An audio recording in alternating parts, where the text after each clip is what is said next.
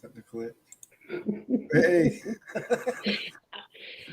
I tell you what, we got the gremlins in the studio today. If it's so many technical issues, I'm blaming Chris Shearer for all of the goings on today. Anyway, hi Chris. Haven't seen you in a week. How are you? Still alive. You sure you are? You sure you're not dead? I've always been dead. But yeah, that's true. Your personality. Have you been busy doing your mediumship? I haven't done as much this week. No, I've been more Alpies rugby on this week. So. Good news. Yeah, that's good news.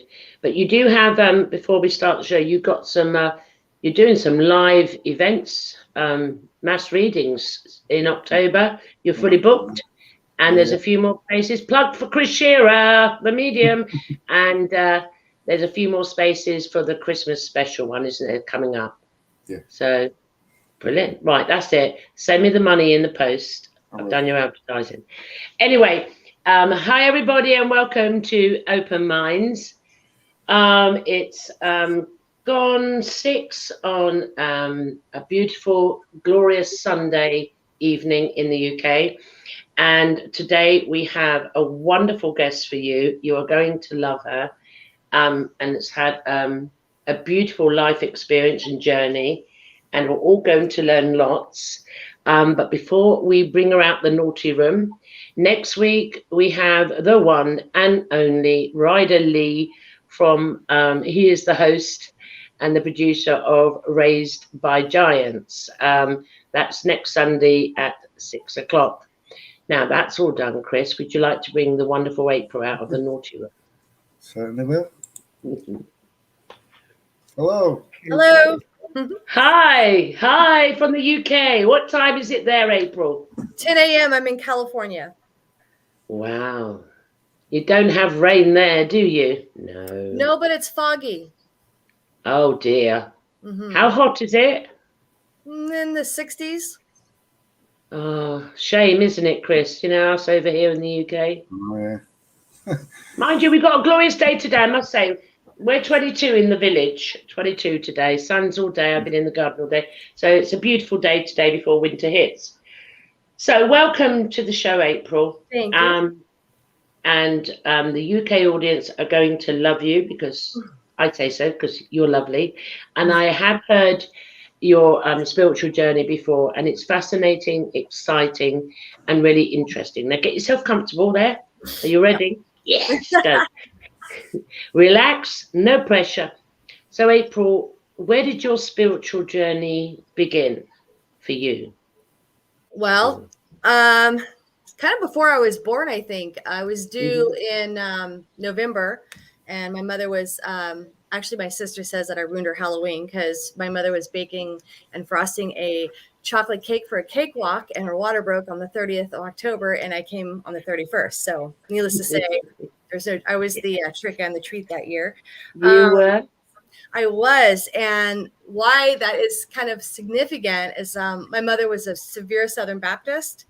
So very, very, very, Christian, like to the nth degree. And I was raised in a Christian household. But I remember like in kindergarten, and Sunday school, raising my hand and asking, why would people in the Amazon go to hell if they've never seen a Bible or a white person or know what Christianity is? And I could see my Sunday school teacher, do this, like, oh God, try to answer the question. So I questioned early and I questioned a lot. So, but I think that owning all of that probably came more into my 30s when I started to really kind of explore alternative topics. My grandmother was Native American and was severely gifted psychically, and my other grandmother was Irish Polish, and she was an astrologist. So I kind of grew up in this like weird dynamic where like one grandmother was really into it and encouraging, and the other grandma was like, it's the mark of the devil. Don't talk about it. But I had like prophetic dreams, and I would see people when they were gone when I was little, and so I didn't realize what that was though until I got older, and so that's kind of how that formed. Okay. That must have been, I mean, what a polarity, the two grandmothers like that. Mm-hmm. You know, and as we spoke earlier, I'm on the 26th of October, my sister's on the 31st, and we, us two out of all the siblings, we were the troublemakers since the get-go. So I think anyone born in over them few days or something, they're troublemakers, and I haven't stopped. And I know, April, you haven't either. Okay. Okay. Right. So if you want to jump forward now to when you're alternative, when you were looking at alternative literature, research, how did you get into sort of spirituality and drop the dogma of the upbringing of the Christian faith, or had you already done that really before you got to the 30s? Okay, so in 8th grade, I had this science teacher who was really, he taught evolution, right? And I grew up in a very white and very Christian and racist area in Florida, like at that time. And so it was a real big deal at the time because back then, like evolution being taught in school was a huge, no. And I always thought, and the reason I bring this up is because I always thought like somehow creationism and evolution work together, but I didn't quite understand at that time because it obviously didn't have the tools how that would kind of coincide, right? And so kind of really started making me question because I didn't necessarily believe either way, and then when I have 5 children, right? So I raised them, and as they got older and everything, you see things, it's not just a miracle to have a child, right? It's a miracle to see them grow and turn into these like 5 individuals, like with huge talents and different interests. And it was an amazing journey. And they're all, we're very close. All my best friends really. And watching them kind of evolve into their belief systems and everything, I always taught them to, I exposed them to a lot. And I said, you have the will to do what you feel that is right for you. So they all believe. I've been atheist. I have a agnostic. I have a witch. I have a Christian. So they all have their different belief systems. But watching that happen kind of in my mind, I started to really evolve, I'd say like in my 30s. And then I went to Greece in 2006. And I backpacked like the backcountry of Greece, the city of Olympia, Mediterranean. I stood where the first One second. Keep going. Keep going, April. Keep going? Keep going. I keep going or wait for Gloria to come back? I'm listening. You keep going. Okay. So I was backpacking through the backcountry of Greece. I went to Olympia where the first Olympians stood, and obviously the Parthenon and all the things that you see, in Greece that are amazing. And in my last 2 days, I was staying in this little village outside of Athens, and hello. Hi, I'm back. I see that. Live show. Anyway, so I went to this little cafe outside of Athens, and I heard this voice said, write me. And I'm like, what? Write this down. And I'm like, what? And I'm looking around. I swear I was the only single person in Greece because I went by myself. I did most everything by myself, and everybody in the whole country is coupled off, right? And this ginormous redhead, 5'9", 6-foot heels on, like the tallest person in Greece. I'm absolutely sure of it. And here I am, and all these couples are paired off, all lovey-dovey, and I'm like looking around like a crazy person, like who is talking to me? And so I started writing this down, and that's how the book The Kindreds was born. And from that point, I was about 38, I think. At that point, I started just really kind of writing her story. And I didn't really understand, like her name came to me, her story came to me. And at the time I was just starting to really open up my mind, because you can be exposed to anything, but unless you have an open mind, nothing's going to permeate. Nothing's going to sink in. Nothing's going to register, right? So you have to have that opening or awakening, I like to say. So I kind of like the veil was kind of starting to lift then. And so I just started writing this book. And at that point, I didn't even know where it was coming from. I love to write. I've always been like a prolific writer, but I could never do dialogue. That was the hardest thing for me to do, was dialogue. But in this book, No problem. I mean, the dialogue came to me, the story came to me, and it's not just like it's the story where you have like the plot, the climax, the heroine, the villain, the whole, like, it's the entirety of what it actually means, because there's an existential meaning to this book, which at first I was like, boy, this kind of sounds like Christianity in a way, because like this, the dualism with the body and the soul and a higher power. Yeah. And then once I started to kind of really write it, I realized there was something more. Now, mind you, I have 5 children, 4 were left. I had 4 daughters at the time at home. My son was in college, and I worked a lot. Didn't have a lot of time. So once the kids started progressively moving out and getting older, then I had more time to kind of devote to this. So, and actually COVID is kind of, in a weird kind of a way, is really where it kicked my awakening to high drive. Because, right. So in 2020, when COVID like hit and everyone was freaking out in March, right here, I don't know when it was. Same. Yeah, same in UK. So, I'm in Texas. I'm laughing. So I'm in Texas. I'm all by myself, right? No family. My kids are like in New Hampshire, and my son, I think, was in Thailand, and he just got back, and it was crazy. But all my family's like in California. So like the beginning of May, I call my sister up and I'm like, hey, I'm going to get my car and I'm going to drive to see you, because I don't know when I'm going to see you again, because this is crazy shit going on. And I need to see you. Like, I need to be with family, and I needed to see her. So here I am, and I'm pretty much done with the book. I'm like in the editing phase at this time, and I'm going to California. I go have a visit with her. I'm here for like 3 weeks, and I'm starting to leave. And then Mr. Floyd gets killed, right? And there's these massive riots in the United States, and I can't get out. I can't get out of California. I mean, they were literally walking on the highways and blocking off the highways. So I was stuck, right? Yeah. So, okay, well, apparently I'm supposed to be here. So my sister and I, she was going stir crazy, because she's like me. We're gypsies. We're, free birds. We like to fly and go on road trips and travel and do all kinds of stuff. So I start coming back, and I'm like, I really want to start listening to some podcasts. So I'm clicking through. And who do I hear? Never heard of him before, by the way. It's Matthew LaCroix. You know who he is? Yeah. Okay. So I start listening to this podcast, and I was like, holy shit, that's my book. And it's about the Anunnaki and the Sumerian story of the Anunnaki. And I literally was in New Mexico. So in my book, I create different realms. So we have the human realm, the kindred realm, and the shadow realm, or the shadow divide, I call it, which is loosely, if you were a Christian, you would say heaven, hell, and right. And then in between. Okay. So in my book, the kindreds are it's an extension of ourselves. It's our soul, basically. And the reason our world is in such turmoil is because we're disconnected from our higher power, our soul, right? The thing that gives us consciousness, the thing that the real reality, right? Our divine being. And we don't see or hear them or know that they're there.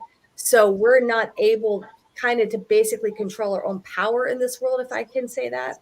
And so because of that, humanity has created such a dark divide, which I call the shadow divide, in greed, lust, envy, hatred, all these things. And it's manifested into this like evil being, right? That actually is trying to take over both realms. Okay. So this is my book, right? So I'm going through it in my book, all the I call them mythicals. So that would be like centaurs, mermaids, and all these things that, we have legends about. When the divide happened, because the kindred veiled the two realms, the kindred realm and the human realm. When the mythicals went there to live, because we were basically killing them all. Okay. Yeah. Right. So as we do. Yes, we do. We kill everything, including the earth. So anyway, so they went there, and I made up a bunch of different creatures, right? So I'm going through these. I made up the the neon warriors, the Uridamai. They're half lion, half people, and I'm making up all these like weird names that never heard. I'm just writing letters down. I'm writing words down. I'm trying to like put them together. So I'm in New Mexico. I'm driving, and Matt's talking, and he's on a podcast with Sam Triple. He's the host. And it's about the Anunnaki. And he goes, well, the Yijiji were the Anunnaki scientists. I almost like drove off the road, literally like pull over Las Cruces, and I'm like running to the hotel to check in. And I'm like, I don't even care if he thinks I'm the biggest net in the world. I am going to like find him on Facebook, and I'm going to message him. So turns out the Igigi are the creator beings in the kindred realm, and I thought I made that word up, but it's actually a Sumerian word. It's yes. I'm going to have to hold you. This is too fascinating. We need to unpack a bit of that. What just come out. I want to take you right back to the first part. So this inspiration. Okay, I'm no pressure here, but hopefully you're going to give me an answer. The inspiration that came through. Okay, and what you called your imaginary figures and this and that. Obviously, we now know. You know, hindsight is not. But could you tell us and the audience who was or who is the entity, or where did it come from, that information, for you to bring that to the page, for you to have? It's a download, it's an etching, it's complete download of a truth. So who gave you that? Are you aware, or what's your truth on that one? So when I was in Greece and that awakening happened at that cafe, and I back in the day I brought a steno pad. You know, I'm writing this all down. Her name is Afeda, which means actually the giver of life in astrology. Which, by the way, I had no idea. I mean, I think I'm making these words up, right? So, and she basically said, you need to write this down because this is truth. So I just started writing it down, and it's kind of like if you're a medium, you would probably understand this. It's like if you close your eyes and you see a movie reel going on with something that's happened or going to happen, right? Absolutely. It's like a movie reel, because in the book she's in like a Roman, you know, a Roman dress kind of, and she's got like you know, I don't know, like I want to say like olive leaf, like flowers in her hair and a gold robe. But what I'm trying to dig in here is, do you know who she is, where she's from? I mean, come on, we're humans. We label this civilization, that civilization. She's from she's not from this world. I can tell you that.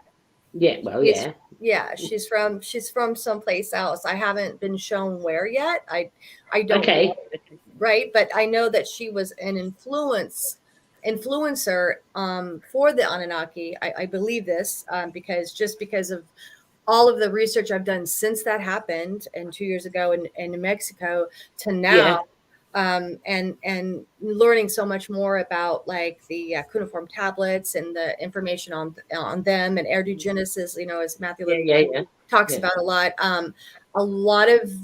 A lot of the creation or orientation of our civilization, as we call it, or our human existence, traces back to that.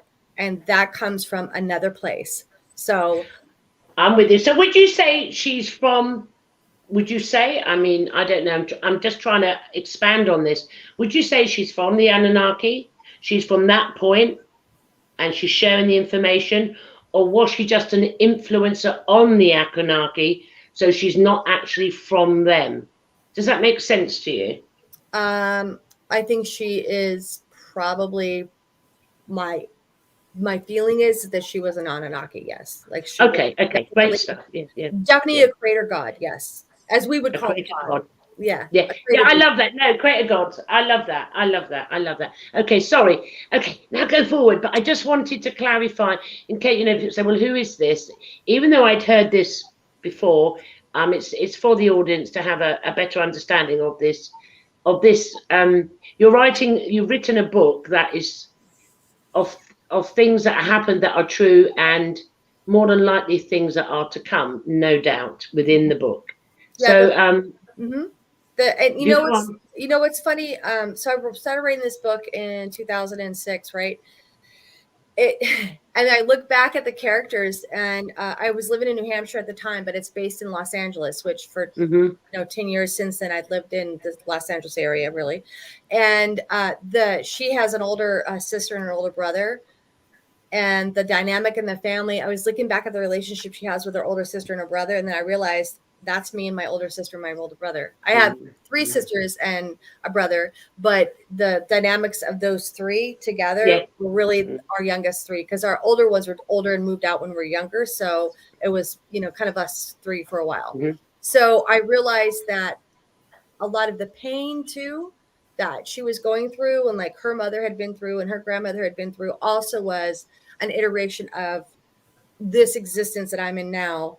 Wow. Kind of being told back through, but almost like a magical spin on it, because yeah, you know, when you go through stuff like that, you go to a place in yourself to escape. So when you retell it, it's better to get it out, right? But it's also better to work through it that way. So it's like the book was like multifaceted for me because it opened my eyes. It made me realize my gifts.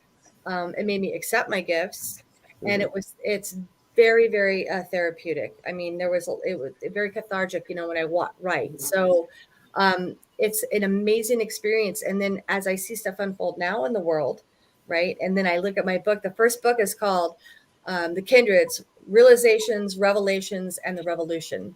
And think about where we're in right now, what time we're in. Yeah. I mean, it's incredible, right? So we are all in an awakening. It's not that bad is happening. It's just the veil's being lifted, and we're just starting to and people are waking up. And either you wake up and you see the veil being lifted and you participate, or you do this. And you stay in that, like, I always say you have a free choice.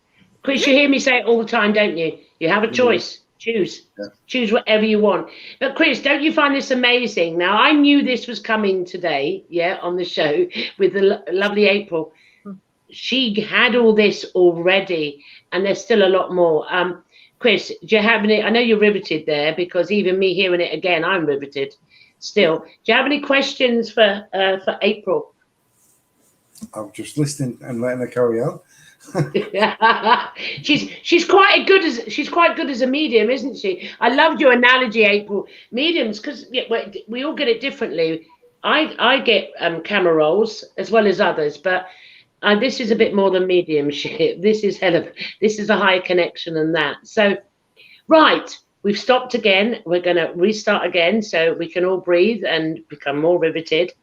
April, carry on with the story. Come on. It's nothing like put me on the spot, Gloria. I know, you know I love you. I've actually grown quite fond of you. I know you have, darling. I'll send you the check in the post. So I don't know where you want me to go from here. So let's see. Now it's been a couple of years, and I would have never in a million years reached out to people in this podcast community before, right? Or people such as Chris or yourself that are mediums and said, hey, I think I'm gifted and this is what's going on, but I've experienced so much really in the last 15 years that there's no turning back, and there's no denying that I have a gift. I mean, I've done remote viewing without knowing what it was. I've read for total strangers. And when that and it is a download for me, it's a download because the information just straight in, and it comes so fast that it's hard for me to articulate it and to get it out into a way that somebody will understand it, because it's like rapid fire. Right? Do you find on that one, because I'd like to also expand on that one,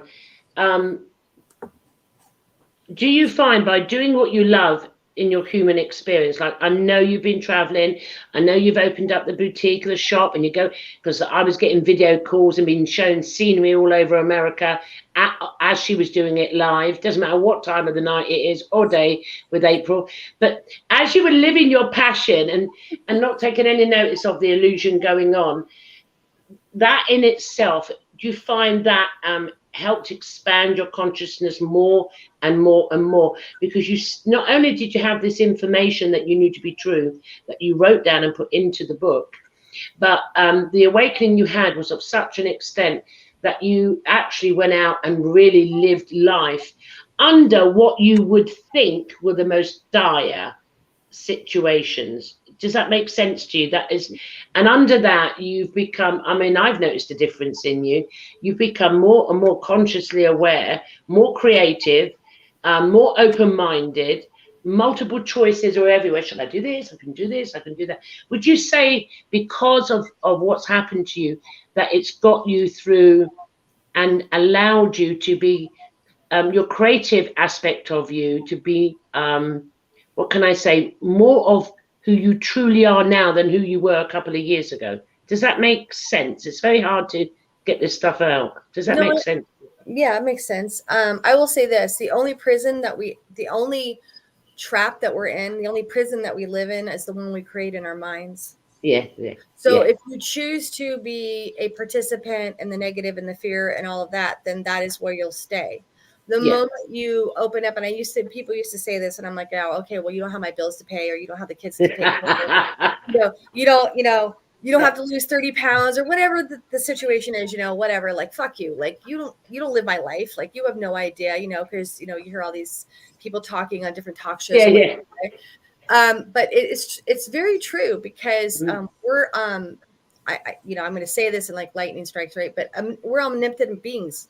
We are able to, just as you described my life in the last like several months, right?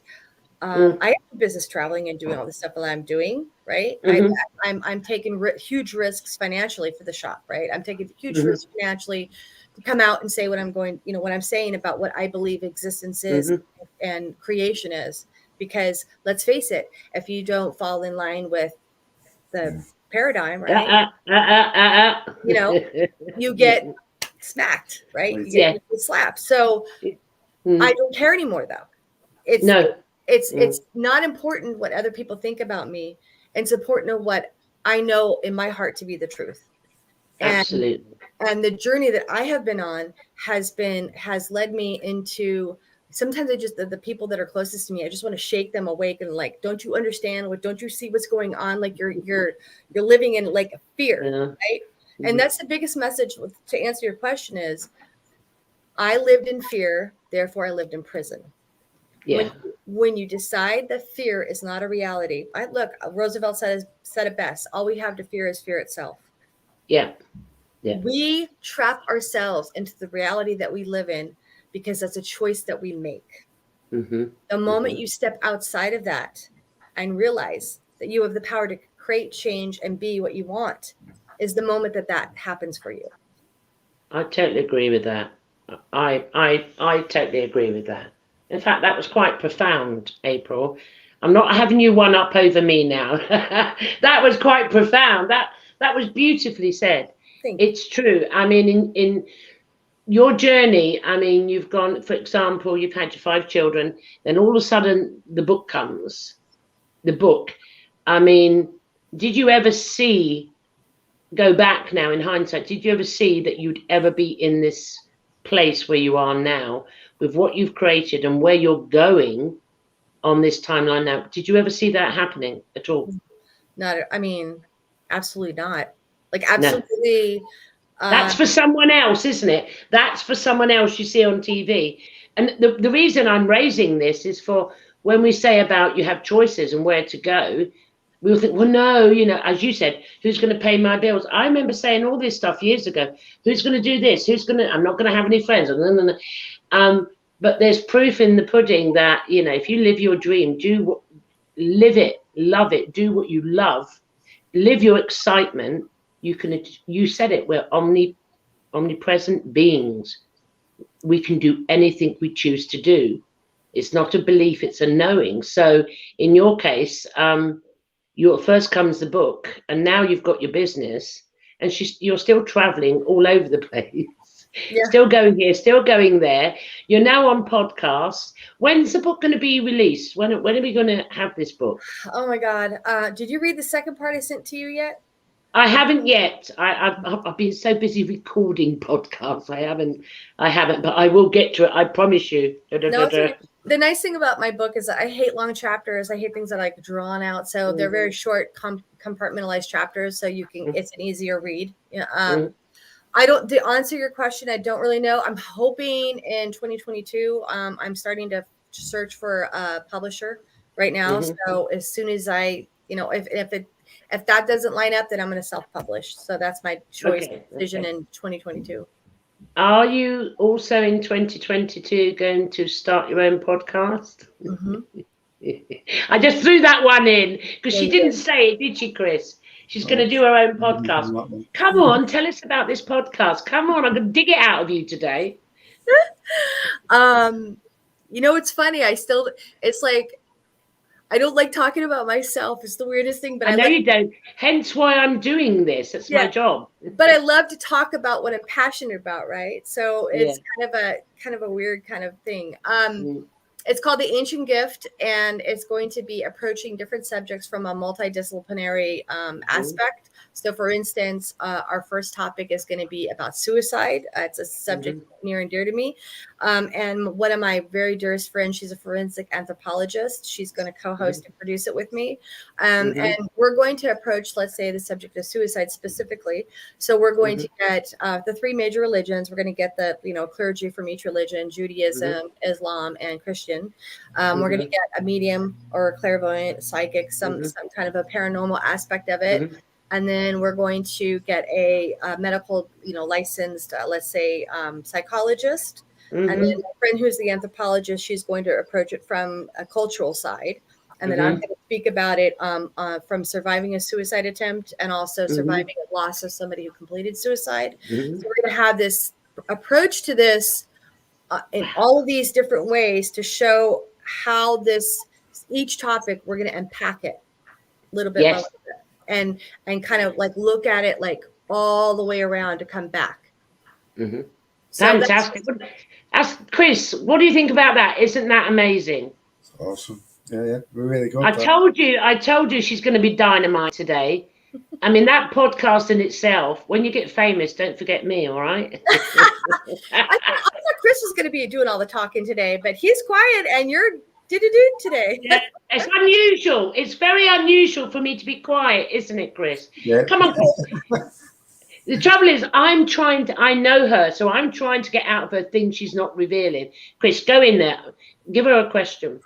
Go. I find it fascinating that you started later on and obviously had your experiences growing up, the different concepts of spirit and universal and everything like that. But where's your passion lie now in terms of your outer experiences with the world or the universe or the cosmos or whatever label we want to give it these days? But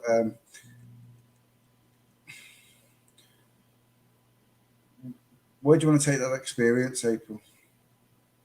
And how quick has that experience enhanced since you gave up your book and where you are now in your journey of life itself?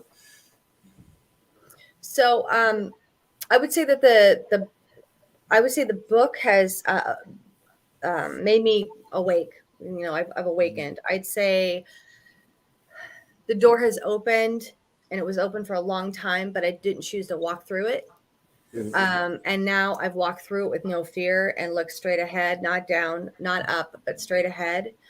And that represents a couple of things. Down is the past, up is the future, and straight ahead is our present. We can't change anything in our past. I'm not the same person. I can tell you 10 years ago, 5 years ago, 3 years ago, 20 years ago, for sure. I don't really know where I'm going to be in the future, right? I think I kind of know, like I am prophetic. I am gifted that way. But again, we have free will. So that can always, change. So right now we're in the present, right? So I really have learned that to enjoy the moment, to live in the present, because that's what we have. This is us here and right now. And as a divine being, I think that's a very, very difficult lesson to learn, because my mind, at least, I'm everywhere. I'm at my business. I'm in the book. I'm in school full time. I'm in school. I'm still a mom to my kids, even though they're adults. So I'm multifaceted, right? We all are. We all have things going on. But whatever you're doing right at this moment, in that lane that you're in, it's really important to focus on that and to understand that is truly in that moment is your gift. That is truly your present. You have the ability to enjoy that and make that what it is. And I know that sounds kind of like, fluffy bullshit. But it's not fluffy bullshit. It's not. It's not. Keep going. So, yeah. Yeah. And I tell this to my children all the time. They'll call and they'll complain about a friend or their boyfriend or girlfriend or whatever. And I let them finish, and I say, okay, can you control anything that they said, think, or do? And they're like, no. I'm like, then why are you worried about it? You know, you have truth. You understand where you came from, what your intention was, where you were going, why you did what you did. You didn't do anything wrong, did you? No. Well, then can you control them? No. Then what the fuck are you worried about? There's nothing you can do about it. Nothing. I'm not saying go around and hurt people or do whatever you want and have no repercussions. I'm saying you cannot control anything else other than your reaction to it, your response to it. And when you can learn not to react, and if you can dial that down to a response, which means intelligent thought and then react, then is where that's kind of when you arrive, right? Then I went through 2 years of cognitive therapy. I suffered from mental, like, anxiety, depression, obesity. I've attempted, taken my life twice, actually, once almost successfully. I was on Xanax, Prozac, Zoloft, all of that. You know what? None of that works. Because this is a body. This is just like veins and blood and cells, right? This, right, is everything. And until you learn what everything is and why you are thinking and doing what you're doing, nothing else matters. You can't cure a symptom. You have to cure the root of the issue. Right? Wasn't that a great answer, Chris? I told you she's dynamite. Go on, Chris. Give her another question. Go for it. I'm learning all the time. Your book, April, and your experiences are of service to others, as well as service to yourself. So what enlightenment, within that's always experiences within that service to yourself. How do you keep that going, that allowance of that service for you? Because that's a difficult thing to do when you've got to find a balance between service to others with the gift, because the gift is for yourself, but the gift is for giving, as they say, to help yourself, to get an understanding. How do you keep that balance, April, from overdoing it to not doing it, I suppose? Yeah, I mean, there are days, I'll be honest, there are days I wake up and I'm like, I don't want to get out of bed today. And it's not because I'm sad or anything, it's just because I'm exhausted, right? Yeah. So if you're flying in an airplane, what does the stewardess tell you to do if the plane goes, if oxygen's mask deploy? They say, put it on yourself, because if you're with somebody else and you pass out, you can't help them. No. Right? So self-care is a huge thing. And it's something still, as a mom, right, I still struggle with a little bit, because of course I want to help everybody else. But I have realized that, and Gloria will understand this, because I've talked about our childhoods before. When you grow up in a rough sort of way, you don't believe that you're worthy, right, of self-care, or worthy of self-love, or worthy of real love or unconditional love from other beings, right? And that's something that you have to learn to give to yourself first. When you learn that, then everything else kind of falls into place. So when I start feeling overwhelmed, and I start feeling like I'm scattered to the winds and I'm not like giving to me, I actually meditate. I write. I'll call one of my probably my best friend in the entire world. I've known her since I was 11. We have great existential conversations about life. And I regroup. I regroup. I come back into me. Once that happens, then I'm able to assist whatever else, whomever else or whatever situation at the time that needs it. I hope that answers your question. That's beautiful. Yeah. Now, again, beautiful answer. You're a bit of a dynamite there, aren't you, April? Bit of a dynamite. Okay, we couldn't finish the show today without talking about your brother and your heartfelt work. And we know about the podcast coming up, but what would you like to share about your involvement in prevention of suicide and how this come about? What would you, and please tell us your brother's name. Let's give a shout out to your brother. Yeah. Leonard Michalski was my brother. He died on March 5th of 2018. And his death actually pretty much gave me my life. And I know that sounds really weird, but we were super close. And I was already on a journey, but when he died, I miss him every day. I still go to call him. I have his voicemail saved. I mean, there's still days I break out and bawl, but Mm-hmm. I know he is with me, and I know that what I'm doing now in his memory and in his honor for his legacy is work that needs to be done. So I speak, volunteer publicly. I've been to, colleges, churches, clubs, different venues, and I speak openly about suicide. Again, suicide is a perception that we've stigmatized in our reality. And we have made it where it's almost a moral, a lot of religions, a lot of dogma, it's a mortal sin, but it's ultimately a choice. And it's not the act that's so sad to me now, it's everything behind it. What causes a person to want to end, this existence? I mean, there has to be a lot of pain in order to drive that person to that point to exit out, right? Yeah. And that when that starts, when you're counting down and you get to 3, 2, and then 1, it's too late. You have to get it back here. And I know that all too well because I've been in the vacuum abyss of darkness. Trust me, I know what that is like.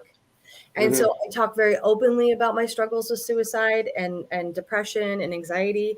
And I talk about my brother, the loss of my brother. He served for 29 and a half years in the U.S. Army. He was a helicopter pilot, served 10 years in combat.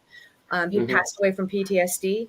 And it's a severe problem in the United States. And it's one that's not going to it's not getting any better. No. And it's one that's not being addressed as well, because, I don't know about the UK, but in America, doctors want to throw pills at everybody and say, here you go, take this. It's going to make everything better. Again, if you don't get to the root of the issue, you don't get to the base, what's causing that pain, you're not going to treat it. A pill does not fix your heart. No, I agree. No. Yeah, I agree.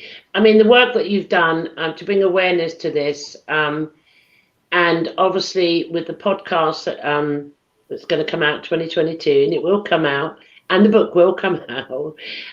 You're going to bring a lot more awareness to this, and I think it's really beautiful that you're bringing guests in from all the, the Abrahamic religions, we'll call them. And I look forward to listening to that, because when I studied comparative religions way back, because I'm old, everyone I touched spoke about this sin. I mean, it was way back in the day. You couldn't even be buried in a churchyard. And I think that there's still a lot of dogma still going on today, and that needs to be, because the causation of suicides, but the causation of post-traumatic stress disorder from war, combat, is another thing that needs to be addressed as well. You can't just train people to, I've listened to many discourses on this, that you can't train people who are innately loving and kind and caring in their family home into killers, and then send them off and then say, okay, you're finished now, go home. You can't do this. So this needs to be, what is hidden will be revealed in every aspect of the human life. It needs to be, I won't use the word reinvented because someone else uses that, but it's going to be, what is hidden is going to be revealed. We need to deal with the cause, not with the pills, not with the judgment, not with, and yes, suicide, I too am one that attempted suicide at the time, and I thank God I didn't succeed. And how hard was that for you to just say? Because it's even to this day, it's still hard to say. Right? I had to, I could feel this come up. Yeah, it's like a lump in your throat, in your chest. Yeah, you get the lump. And you know why? Because we're embarrassed, because we've been programmed to be embarrassed. How can you go through? How can you go through if whether you're an Abrahamic religion or you're an atheist, but you're told all your life, don't kill your neighbor, thou shalt not kill, thou shalt not kill. Then we put a gun in somebody's hand, and or a torpedo, as my brothers, and we say, okay, go kill everybody over there over that ridge. Every single one of them, man, woman, and child. No discernment, just kill them all. It's going to split the psyche. How are you supposed to deal with that inside your head? Yeah. Oh, I've gone into the dark. Live show, lights. I paid the electricity bill. Don't worry. I've gone into the dark. Oh gosh. Yeah, it's a delicate subject that not many talk about, April. So I It really should have, be, Chris, shouldn't it? I really have the utmost respect for you for doing that, because I think it's something that a lot of people, with especially with society now as well, with the things that are going on and the control mechanisms that are coming in, don't have an escape. Some people don't have an escape, or someone they can speak to, or an understanding of what's going on within their own energy as well. And the more that gets opened, the more people learn strategies or techniques to understand who they are, and then, you know what I mean, and it stops the heartache and the pain and all of the things that just unbearable that go with it. That sort of it's usually a 20-second decision. You know, my brother got up that day, ate his breakfast, did his dishes, folded a load of laundry, called work to say he was going to be late. Then he walked out into the front yard and shot himself through his heart. I mean, there's no. I know when I say it sounds like I'm casual about it, but that's. No. But at the time, it's like a slip in your mind. You know, you're going through your process, right? And then bam, you decide. Did you know that suicide in the United States is the number 2 cause of death between the ages of 10 and 24 in our country? Children 10 years old to 24 years old is the number 2 cause of death. 27 veterans a day. They say 22. It's 27 veterans a day. They're estimating. Stars and Stripes magazine, since COVID, are killing themselves in our country. That's over 10,000 a year. And you know why I think our government doesn't do anything about it? Because the more of them that kill themselves, the less health care they have to provide them. You know, I understand that. I mean, I don't know I can resonate with that. I don't know any figures or data for this country, but I have been fully aware of since the lockdown, the amount of suicides, mental health breakdowns is number 1. I did see an article online the other day. The UK hospitals are now overburdened. It's nothing to do with the virus. With patients, the patients that never got the care because of the lockdown when the hospitals were empty, now are either seriously ill or psychiatrically seriously ill, because they've had no access to anything. And it's top in the A&Es in the UK. Mental health is the one.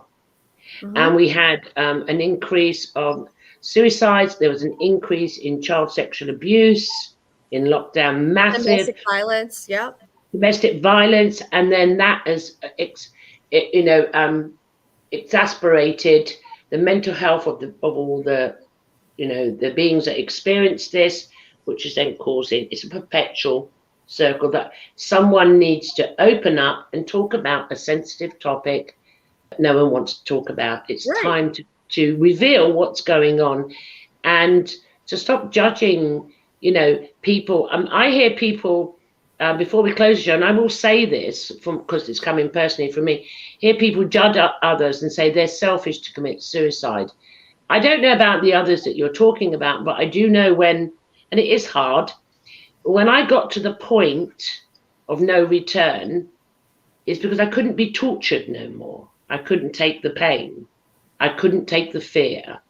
I couldn't take any more. There was no help, no way out. So I understand why some beings do this. I understand it. And I will tell you, if someone had addressed or listened to me prior to the event, my community, my society, or my family, or whatever, then that may not have happened. And I think that's what we're talking about now. And I really wanted to bring this out and shout out to your brother, because it's from his energy that we start this conversation out there.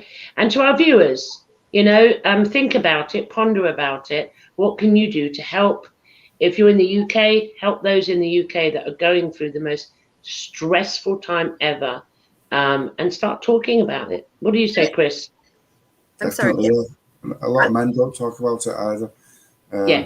So there is that taboo there with the male that doesn't allow to express the feelings and open-heartedly talk about how they're feeling. So it's a big thing in men now.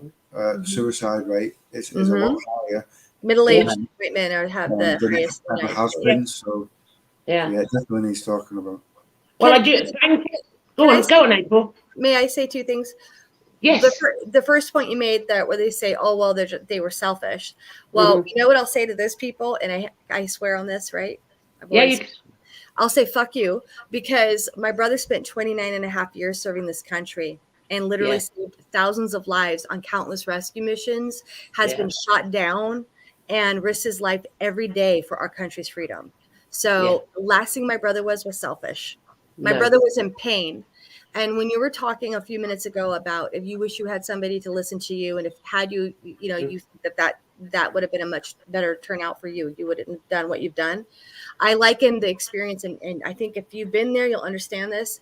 You're in a house. You're in this, basically the floor, the ground, and you have floorboards above you, right? And it's, let's say they're wood, and you see light splintering through, and you hear people walking back and forth. You can hear them. You can hear their muffled sounds. All you have to do is reach up and knock on that floorboard to let them know you're down there and you need help. But you're so paralyzed with fear and anxiety and sadness that you can't even muster the cognitive ability to understand. You have to knock on that floorboard in order to get attention so you can get help. That's where we have to reach them, because if we don't get them there, they're not coming out of that basement. That is a great analogy, and I thank you for that. And on that note, thank you for sharing that. I know it's heartfelt for you, but I felt it needed to come out. So, April, before we close the show, what's your future like? What are you going to do next? How are you going to change the world? I don't know. One being at a time, I guess. I don't know.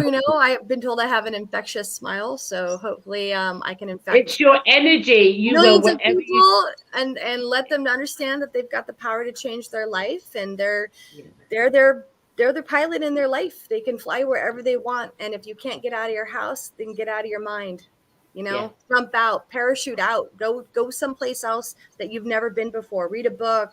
Watch a podcast, watch a documentary on a foreign place. Go plant a plant in your garden. If you don't have a garden, I don't know, take a crochet and do something that gets you out of where you are. Keep pressing on. That's lovely. Thank you very much. And fear is the only virus. I knew she's going to get one of those in. Thank you so much for coming live on the show. Chris is going to put you back in the naughty room just for now, where we say goodbye to the audience. Thank you very much. You're welcome. Thank you. And we will keep the audience updated, won't we, Chris? When her book does come out and all that, we'll have it all up on Open Minds. Absolutely. And I'd love to have you both on my show too. So. I'm coming next year. I'm in it already. I'm in it. I'm done. Awesome. All right. See you in a sec. Bye. Bye. Thank you. Bye. Right, Chris, what do you think? Wasn't it wonderful? What an amazing journey. What an amazing story. Well, young man, it's come to that time again. Now, hold on. We always get the giggles because either me and Chris either want to hug each other or faceplant each other, don't we, Chris, when we're on the Zoom or any video? It's the way we go. We wind each other up. I think that's fascinating what you've touched on there, though, Gloria, about different aspects, psychological. Obviously, people that give communication all the time. Do you know what I mean? To people who've taken on life. I thought that would press your buttons, that bit. I thought it would. I just think it'll open. They'll get rid of the taboo, but it'll help so many people as well. It will. It definitely will help. It will help. Because some part of me does feel there's a bit of a connection between being spiritual and open to suicide and that low state as well. So, So there you go. Something for you to ponder about, young Chris Shearer. On that note, everybody, thank you so much for watching us tonight. Don't forget, next week we have the one and only Ryder Lee. He is the host of Raised by Giants. He's just absolutely amazing, but I'm going to have to keep him under restraints. I think it's the UK. But until next week, thank you for watching the show, and we'll see you next Sunday, 6 p.m. Bye, everybody. Good night. Bye. Good night. Bye.